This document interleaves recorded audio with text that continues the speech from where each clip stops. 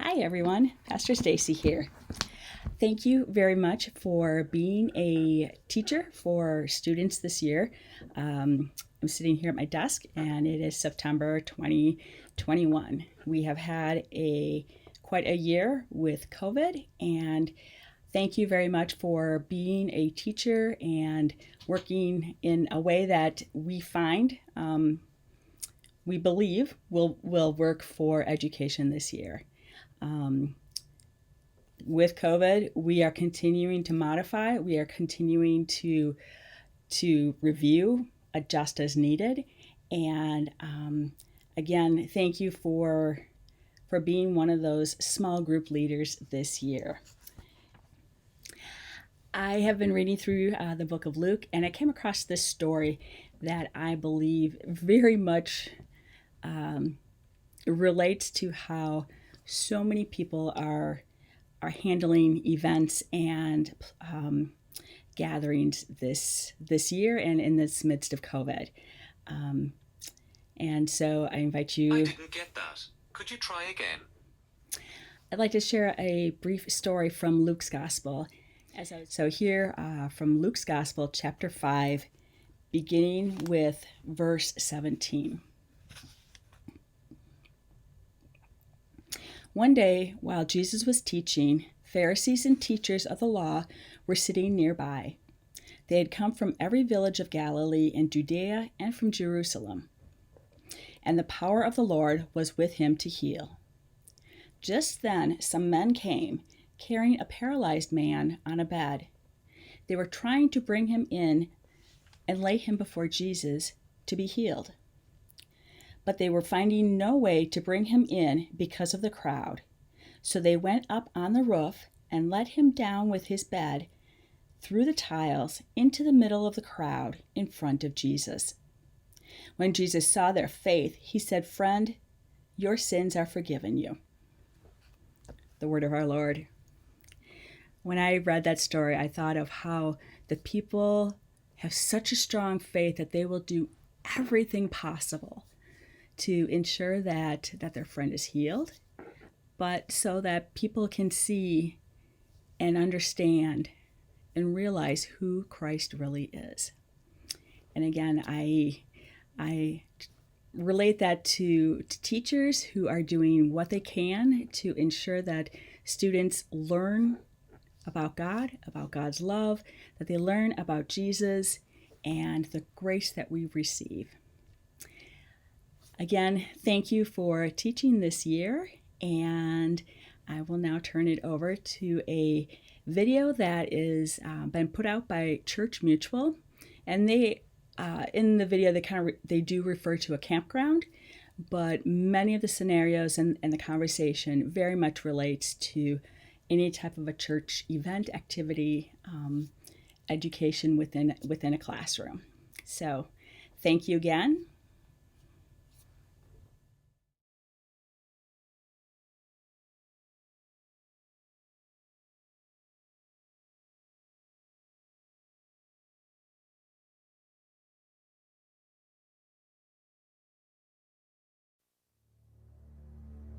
At a camp in the eastern U.S., 2 teenage staff members used a cabin where no adults were present and supervision was lax to bully, torment, and physically and sexually abuse 3 campers between the ages of 10 and 12.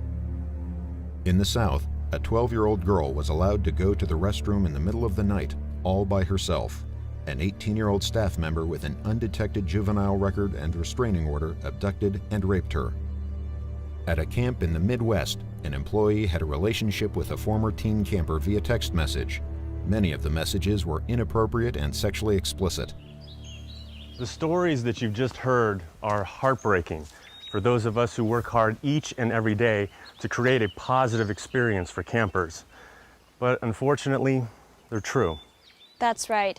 But the good news is there are steps you can take to help prevent these types of abuses from happening. I'm Chelsea, a camp staff member. And I'm Mark, the camp director.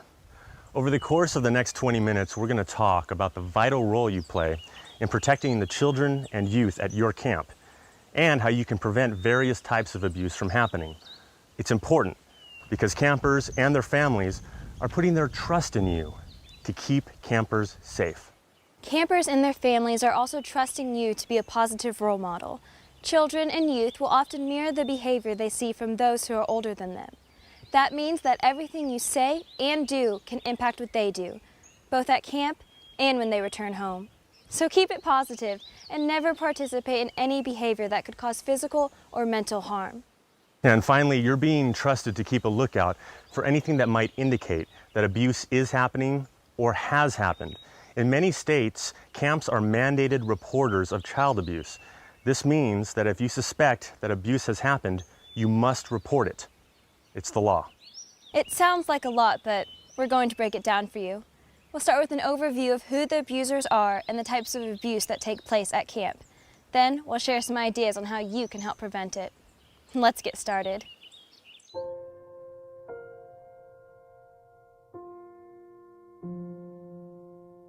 The first step in preventing abuse is to understand who the abusers are, and they're not always who you think. Some abusers purposefully seek employment at camps as an opportunity to be close to children and youth. They are manipulative and use the system and their position as an authority figure to earn the trust of campers, and then ultimately betray that trust. An abuser could very well be one of your coworkers. Not all staff to camper abuse is premeditated, though. Take, for example, a relationship that develops between a 20-year-old staff member and an underage camper. This is inappropriate in a camp setting and against the law, and it cannot be tolerated. It's also possible that a staff member could harass another staff member. While this is technically defined as harassment, not abuse, it is possible that a camper might witness this behavior. They'll think it's okay and then model that behavior. While we most often think of abuse happening between an adult and a minor, abuse among peers is common at camp. At camp, children are often overstimulated, and that can cause them to act out in different ways, abusive ways, such as bullying, violence, or sexual abuse. And then there's abuse that happens before camp even begins. Teachers, parents, other family members, kids may come to camp and report abuse to you, and you need to know how to handle it appropriately. More on that coming up. But first, we want to make sure you understand the types of abuse you should be looking out for.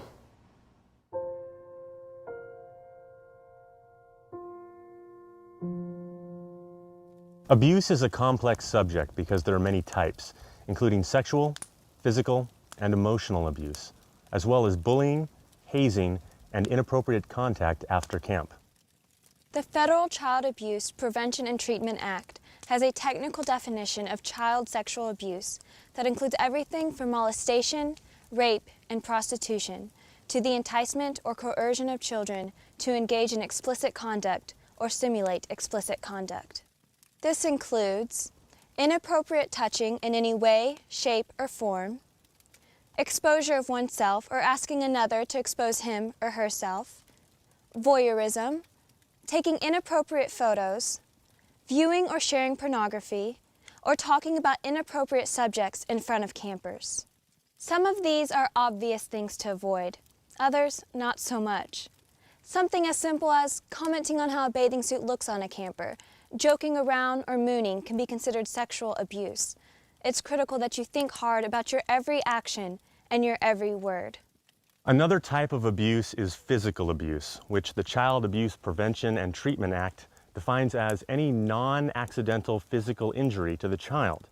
This includes striking, kicking, burning, biting, encouraging fighting between campers, or any act or circumstance that threatens the child with harm or creates a substantial risk of harm. In some states, neglect is also considered physical abuse and refers to any situation in which food, clothing, shelter, medical care, or supervision is withheld. These are all very important things to consider when thinking about any discipline procedures at your camp. While sexual and physical abuse are what most people first think of, ones love to hug. And it's okay to hug back, as long as you do it sideways. It's okay to hold hands with campers, as long as they are under 5 years old. Regardless of age, only touch campers on the arm, shoulders, and upper back. Another guideline is to never touch a camper somewhere that would be covered by a swimsuit. If first aid is required in an area normally covered by a swimsuit or anywhere near the upper thigh, it should be provided in the company of another adult staff member. In terms of appropriate and inappropriate language, it's really quite simple. Never, ever use or allow the use of language that is foul, derogatory, sexual, or hurtful in everything you do, how you respond, and how you act as a leader. Everything will be modeled by campers. Appropriate behavior begins with you, so be sure to set a good example. Besides screening and training, proper supervision procedures are a good way to help prevent abuse. Whether it's during structured activities or free time, you must adhere to strict supervision protocol. Keep campers within eyesight at all times. When eyesight is inappropriate, like during shower time, make sure you are within earshot. Always practice the rule of 2. That means you should always have 2 adults anywhere that children are present. Under no circumstance should you ever be alone with a child or group of children. Everything you do with campers should be done in the presence of others.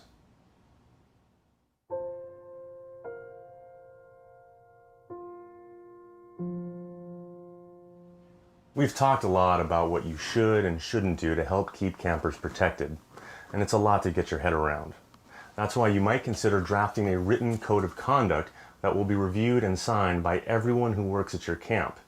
It lets everyone know what your expectations are, and is an excellent way to being a key way we communicate with each other. It's also recommended that camps have a social and digital media code of conduct in place.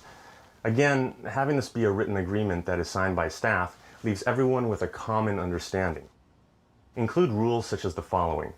Camp staff should not have any one-on-one private contact with campers through any electronic communication vehicles, including, but not limited to, email, text messages, instant messaging, or Facebook. Any electronic communication between camp staff and campers must take place in a public environment, such as the camp's public Facebook page. Be sure to remove and avoid posting anything that doesn't align with the camp's image, including inappropriate photos, language, or activities. If there is ever a case when one-to-one communications with a camper is necessary, an additional camp staff member should be copied in the correspondence. Finally, suggest that parents monitor social media and pay attention to who their children are talking to in order to help mitigate abuse that happens after camp. I'm Mike Ravin, President and CEO of Church Mutual Insurance Company. As you develop activities and safety protocol at your camp, I urge you to pay attention to the subject of abuse. The reality is, camp is a place where children and their parents are putting their implicit trust in people they don't know, and that creates the perfect atmosphere for abuse to take place. We hope you'll take our recommendations to heart as a way to help protect children and youth, as well as the reputation and longevity of your camp.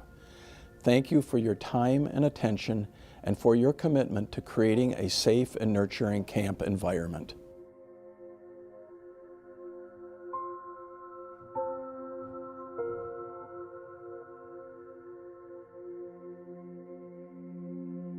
Church Mutual Insurance Company offers brochures, videos, newsletters, posters, and checklists to help make your organization and activities safer for everyone involved.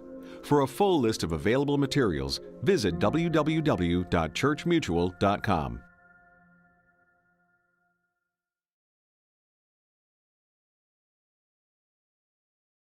The final letter in Alice, the E is for evacuation. That's the preferred response. That's what we want you to do. Get out.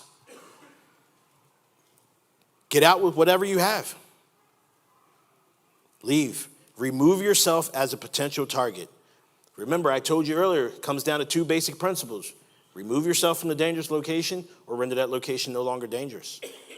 Get out. Get out the best way you can, the best way you know how. Get out of that area. And then stay out. You got to trust that other people are making good decisions. Can't get out and go back, oh, well, what about? You got to trust that that person made a good decision for them or the people that they're with. Or multiple decisions were made. That comes through training, right? That everybody knows that they're empowered to do something. You may have to determine, once you leave, where are you going? As a church, as a school, as a nursery, as a daycare, where are we going? If we are responsible for other people, we're responsible for juveniles, how are we getting them back to their loved ones? What does that process look like? Where are they going to so that we can get them back to their loved ones? It's a lot easier dealing with adults, right? Because they can fend for themselves. But what about your schools, your nursery, your child care wing? Those individuals that you have to get back to parents. Do you have predetermined rally points, predetermined accountability locations? How are we getting those? How are we identifying who belongs back to who? What's your process? Do you have a process? If you don't, you better start thinking about one. You better start sitting down at the conference table and having some real conversations. You know, hold that question for the end, and we'll come back to that at the Q&A session. Right? But the best response is to not be there. You know, I would love to see the face of an active killer who gets to a room that's completely empty.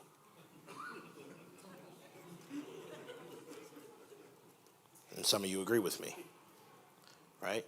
But the best initial response, preferred response, is to get out. If you can't, then counter, lock down, whatever else works best.